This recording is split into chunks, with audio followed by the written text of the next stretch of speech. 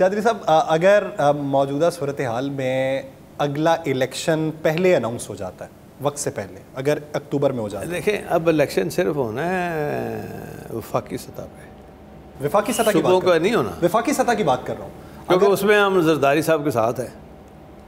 उसमें साथ साथ का मेरा मतलब है कि इसके इलेक्शन जो है सिर्फ नेशनल असम्बली का हो, तो ये भी टर्म्स एंड कंडीशंस तो कोई सेट हुई होंगी जिसके बाद ये डिमांड आपकी मानी जाए? वो तो ये तय, क्योंकि उसमें जो कोलेशन पार्टनर हैं इनके, शरीफ और ये सारे, उनको उन्होंने बता दिया था कि सिंध में हमारी हुकूमत है, हमने नहीं छोड़नी। इसी तरह खान साहब की हुकूमत है, खैबर पख्तूनख्वा में, अब जो भी कार्रवाई आजकल कर रहे हैं तो खैबर पख्तूनख्वा से कर रहे हैं ना जी। हाँ, तो वो भी रखेंगे। और वो जो जिसके बाप पार्टी है, बाप, तो बाप का तो बाप होता है, वो भी साथ ही होंगे। जो सब खान साहब आपको कहते हैं कि जो सब ये सारे मामला तय भी हो जाते हैं और इमरान खान की ये ख्वाहिश होती है कि पंजाब की हुकूमत को डिज़ॉल्व कर दें, तो उस सूरत में आप वज़ीर आला होते हैं तो क्या करेंगे? मैं जो खान साहब कहेंगे वही करूँगा। आइंदा आने वाले इलेक्शन मोनस लाई साहब बहुत FIA चले गए, मोनस लाई साहब को अगर गिरफ्तार कर लिया जाता, उनके पास बेल भी नहीं थी। तो कोई बात नहीं, पहले भी हुआ था। इफ्तिखार चौधरी तो करता ही ये था और शरीफ करवाते ही ये थे काम, और कोई नहीं कर रहे थे। तो मैं आपको बड़ा इंटरेस्टिंग है, मैं तारिक बशीर चीमा साहब कहने लगे कि मैंने इत्तेज़ाज़ को अपने घर की सीट दी थी, तो मैं जाकर कहता हूँ तो वो वकील बने। हमने कहा चलो, मैं शुजा साहब मोहन साहब गए तो कहता है जी कि मैं झूठ नहीं बोलता, ये जो कमरा है ना, यहाँ बैठ के मैंने ही केस तैयार कराया था, और यहाँ बैठ के वो कुरैशी इफ्तिखार चौधरी ने मुझे फ़ोन किया, और ख़ास तौर पे नवाज शरीफ ने ख़ुद फ़ोन किया कि हमज़ा आएगा मोनस के ऊपर केस बनवाने का, जो मोनस उनका सिफारशी हुआ करता था। हाँ जी, तो वो आएगा और आपने उसी तरह करना है। तो अब मेरी बड़ी माजरत है, मैं तो अब कुछ नहीं कर सकता, ये तो अब मेरी मजबूरी है, क्योंकि यहीं केस बैठ के वो जो इन्होंने, जिसकी एज ही अपनी पूरी नहीं थी, तो उसको इन्होंने एडवोकेट जनरल बना दिया था, खलील हमदे का बेटा। हाँ जी, तो ये हालात थे इनके अदालतों के और इनके शरीफों के।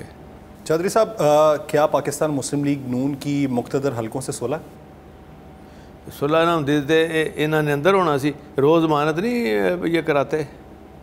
तो क्या वो जिनके साथ न्यूट्रल थे उनके साथ भी दोबारा हो सकते हैं इनसे सुलह? मैं यही तो हमारी कोशिश है, यही तो कोशिश है।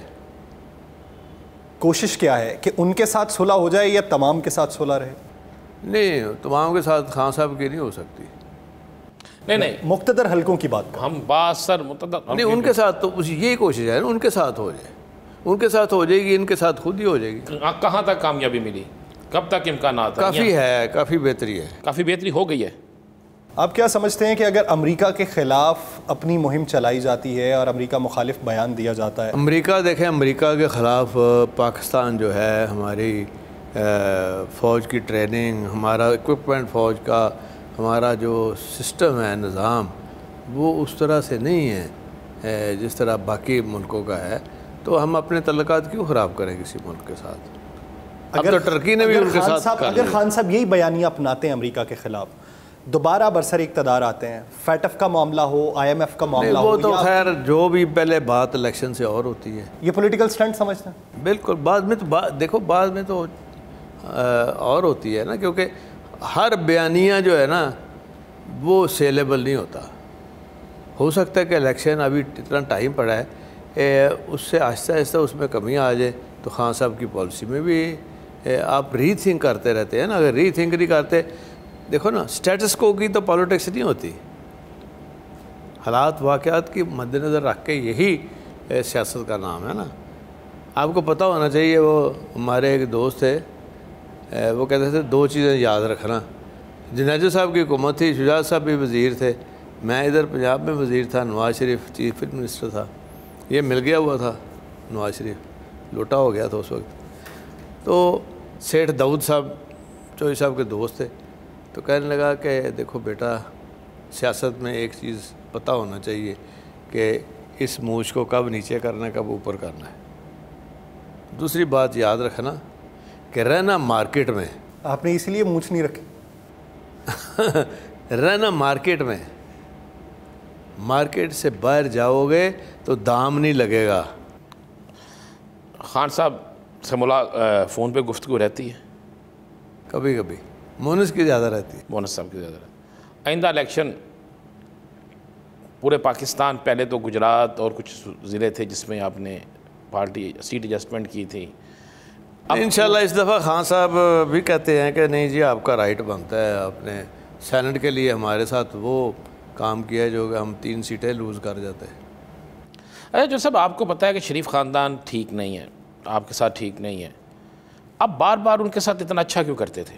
कोई तो कोई बात वो होगी ना। देखें, हम एक जो हमारी ये पॉलिटिक्स में आप अपनी रेपुटेशन ठीक करनी है होती है ना, तो आपको बड़ा कुछ पूरा रियाज़ करना पड़ता है ना, जैसे अच्छा गाने वाले को पूरा रियाज़ करना पड़ता है। तो अच्छाई जो है ना, ये अच्छाई लेके आती है। किसी को आप इज़्ज़त देते हैं ना, तो आप ना करें, लेकिन कुरान शरीफ को आप अगर आप पढ़ते रहें बाकायदगी से, तो उसमें भी लिखा है कि एहसान किसी का ना भूलें। अल्लाह का एहसान नहीं भूलना चाहिए, तो अल्लाह ने कहा है बंदे का भी एहसान ना भूलें। याद रखें, कोई अच्छी चीज़ याद रखें किसी एक, ये बुरी चीज़ें तो बहुत आती हैं, उनको छोड़ दें, वो है वो जाने तो अल्लाह जाने।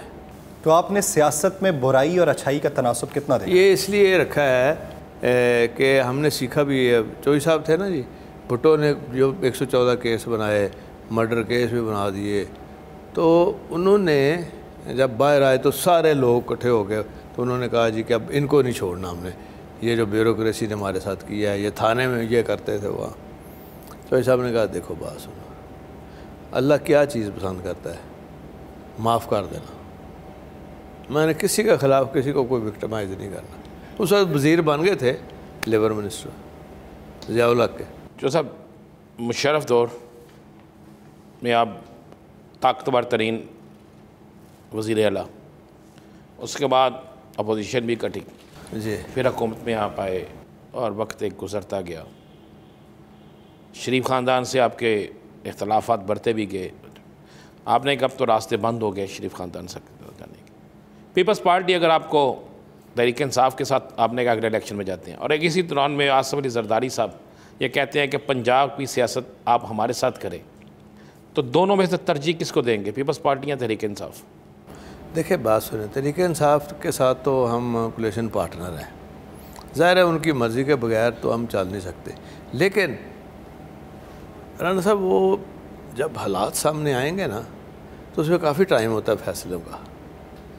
फिर ग्राउंड रियलिटी की जो है ना, वो एम्पावर करती है। चौधरी साहब, आप हालात को देख के जो फैसला करते हैं, वो अवामी झुकाव को देख के करते हैं या अपने ज़ाती ताल्लुकात की बुनियाद पर? ज़ाती ताल्लुकात तो उसी में सारा कुछ आ जाता है। जो सब आइंदा इलेक्शन जब भी हो, मुकाबला किसका देख रहे हैं? मुस्लिम लीग नून तहरीक इंसाफ, मुस्लिम लीग नून peoples party, Tehreek Insaf peoples party, किसका देख रहे हैं?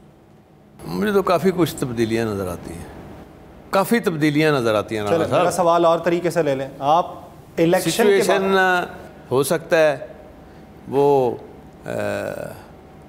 जब वो पर्दा खुले फिल्म का या ड्रामे का, तो नए करैक्टर आपको नज़र आए। आपको सियासत में आइंदा दिनों में नए करैक्टर नज़र आ रहे हैं? जी हाँ। उन नए करैक्टर्स के आने से कौन से पुराने करैक्टर्स ख़त्म हो जाएंगे? ये सियासतदान जो मौजूदा हैं करैक्टर मुझे तो नज़र नहीं आ रहे। आपको सारे या कुछ? सारे। अच्छा, उसकी वजह क्या? काफ़ी वजह क्या? मतलब 90%। उसकी वजह क्या? 90% आपको जो टेम हो के निकल आए तो निकल आए। अच्छा, आपको क्या नज़र आ रहा है? मैं कहता हूँ कि पाकिस्तान इस तरह चल भी नहीं सकता, और कम से कम ये 15 साल का प्रोसेस होगा, और बाहर से लोगों को इनकरेज करें, और FATF से वैसी जान छूट जाएगी, इतने पैसे आएंगे बाहर से, बिलियंस ऑफ डॉलर्स आ जाएंगे, तो यहाँ काम होगा, यहाँ इकॉनमी में बूम आएगा एक बहुत बड़ा।